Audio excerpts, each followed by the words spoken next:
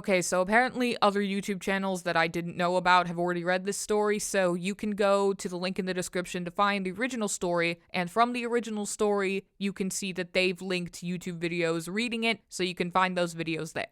Teletubbies, The Truth, written by ThatGuy66. In the years since I stopped watching television, I've never forgotten about the Teletubbies. Something there hung with me.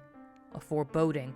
Something that the digitally enhanced colors, lilty childlike music, and fluffy, impish dancing couldn't wipe away. Something dark. Darker than most expect. What was it that resonated so deep in the core of me about Tinky Winky, Dipsy, Lala, and Poe? I couldn't finish it without laughing, sorry. I woke one night in a sweat. The revelation came to me, and it shook me to my marrow. It's so much more complex than any child can grasp. So thick is the subtext that it could be misinterpreted or missed completely by the adults that are watching. Maybe those that feared the agenda only had it partly right. It's not a liberal agenda. It is simply a warning. Are you sitting? Are you lying down? Are you in a comfortable position for accepting new information? Because this next sentence is gonna blow your goddamn mind. Teletubbies is a dark, Orwellian nightmare about a genetically engineered slave class creatures being systematically trained to become part of our society. I warned you. In order for you to see what I mean, you need to TiVo or tape an episode. For those who may be too young to know, TiVo is something that you use to record episodes of TV before that just became standard service with televisions. Just check the listings of your local PBS station. Just watch one, and you will see exactly what I am talking about. Then perhaps the words that follow and the evidence I provide will resonate within you as they do in me. While no backstory has ever been provided on the show about where the Tubbies are or even where they come from, one thing is clear. They are not in control of their own destiny.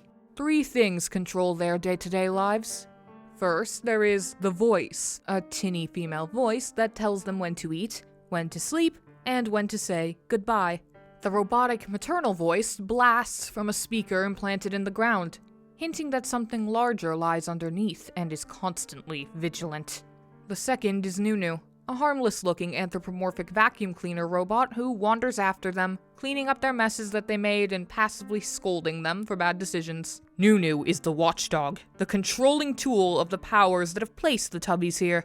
The third in the triumvirate is the iconic, menacing Pinwheel.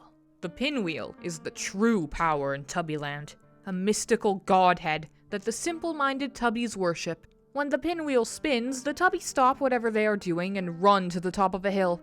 Here they perform a ritual for the gods in the sky, trying to curry favor. They gestate? What the hell? They gestate and roll around like puppies having their bellies rubbed, trying to win the ultimate prize. And only one is favored. Only one can be chosen.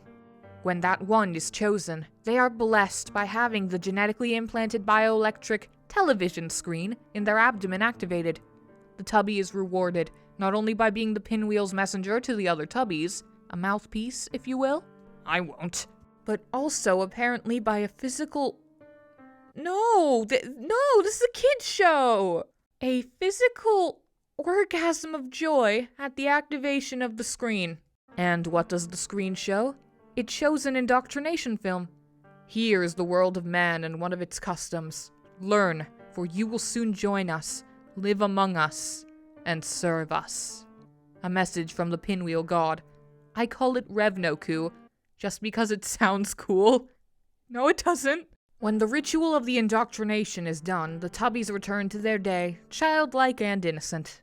Finally, watching over it all is the Sun Baby. The innocent, benevolent soul of humankind hangs over it all, illuminating Tubbyland. You see, we are guiltless in this. We have chosen for ourselves the form of a child, an infant. What could be more guilt-free and benevolent than a cooing baby? It is a form that the childlike Tubbies will understand and not fear. A form used to hide the watchful totalitarian eyes that peer out from the darkness. The powers that control Tubbyland have made it beautiful. Green and colorful, temperature controlled. I have not determined yet if it is an island or another planet. I lean toward planet because their underground bunker they live in seems to resemble some sort of buried spacecraft. Wherever they are cut off from outside influence. Anyone who has ever watched The Prisoner can make the connection quickly. Like I haven't read The Time Machine, apologies for this. The Eloi from The Time Machine. They are kept simple, stupid, sated, and enslaved in a place of vibrant beauty. Lambs to the slaughter, the better to devour you with, my dear. I beg you to watch and decide for yourself. It's all there on the screen. No, it isn't. And finally, for me, all the pieces fit. Children enjoy it as they should for the colors and the nonsense. For adults, it should be a chilling warning of times to come in future. It is a morality tale about the potential dangers of cloning and genetic manipulation abuse by those who think themselves benevolent. The Tubbies are alerting us to a future where genetically crafted androgynous worker beings with entertainment centers built into them will serve us. Slaves who will stumble and babble their way through our world, pleasing us. For we are Revnoku. We are the soulless, immoral god of their world. We demand their obedience. We demand that they perform and dance and work for us. Teletubbies is simply a warning about the encroaching darkness, the decay of human spirit as it ages, fat, bloated, and... I am not saying that word. Not only the natural world, but the world in future. Possibly. Teletubbies is about the end of the world. I've read this story like 100 times. It never gets old.